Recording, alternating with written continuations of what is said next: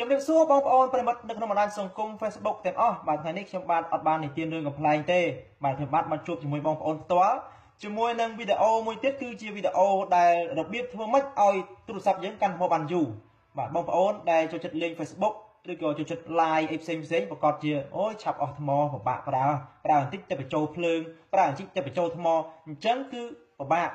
ខ្ញុំបាទមានវិធីដើម្បីធ្វើឲ្យបងប្អូននោះកាន់ថ្មទូរស័ព្ទបានយូរ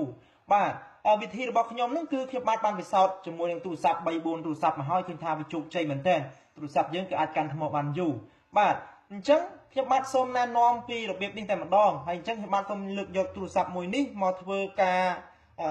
ប្រាប់ជូនដល់បងប្អូនតែបងប្អូនសូមជំរាបថាបងប្អូន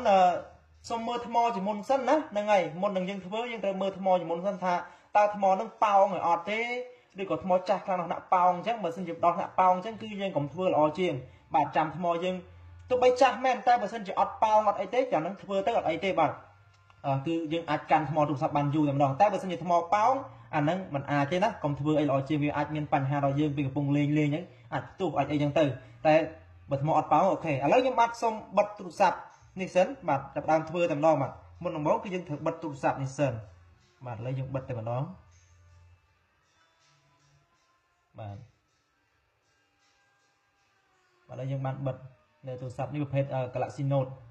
បាទនេះយើងចាស់ហើយថ្មវាក៏ចាស់ដែរប៉ុន្តែចាំមើលតើថ្មវាប៉ោងអត់បាទឥឡូវបិទបានសម្រាប់ហើយអញ្ចឹងខ្ញុំបាត់សំដោះមើលថ្មសិនមុននឹងចូលដល់របៀបធ្វើពួកអីខ្ញុំខ្លាចថ្មវាមានបញ្ហាដែរហ្នឹងហើយធ្វើទៅខុសអញ្ចឹងយើងដោះវាបាទនេះដោះហើយបាទនេះទៅផ្ទះវាហើយនេះជាថ្មហើយយើងដោះមើលតើថ្មវាអាចប៉ោងឬក៏យ៉ាងម៉េចអូនេះឃើញហើយបាទបងប្អូនឃើញហើយនេះមើលហ្នឹងអូអត់ឃើញមានប៉ោងអត់អីទេបាទគឺថាអាចធ្វើបានបាទអាចធ្វើបានហ្នឹងហើយអត់អីទេថ្មទូរស័ព្ទនេះបាទទោះបីវាទូរស័ព្ទចាស់ថ្មចាស់មែនតែយើងអាចធ្វើបានវាអត់ប៉ោងអីទេណាអញ្ចឹងខ្ញុំបាទសូមធ្វើតែម្ដងបាទធ្វើកម្មវិធីហ្នឹងរបៀបហ្នឹងគឺដើម្បីឲ្យយើងកាន់ថ្មទូរស័ព្ទបានយូរបាទគឺនេះកំពុងកាន់ហើយបាទនេះណាហ្នឹងហើយកំពុងកាន់ហើយអញ្ចឹងបងប្អូនចង់កាន់បានយូរបងប្អូនឈរកាន់វាទៅ20ម៉ោង30ម៉ោងឬក៏ឲ្យតែនេះឈរកាន់យ៉ាងរហូតទៅបាទគឺកាន់ថ្មហើយគឺបានយូរណាស់បងប្អូនចង់កាន់ដល់ថ្ងៃណាក៏បានដែរតែខ្ញុំបាទសូមអភ័យទោសដល់បងប្អូនដែលប្រើប្រភេទទូរស័ព្ទថ្មីដែលมันអាចដោះថ្មយកមកកាន់បានក៏សូមអធិស្ឋានផងបាទអានឹងចាំពេលក្រោយចាំខ្ញុំបាទរនឹកឃើញចាំខ្ញុំធ្វើវីដេអូមួយទៀតសម្រាប់អ្នកដែលប្រើទូរស័ព្ទទំនើបដែលអត់អាចដោះថ្មបានមកកាន់នឹងបាទអញ្ចឹង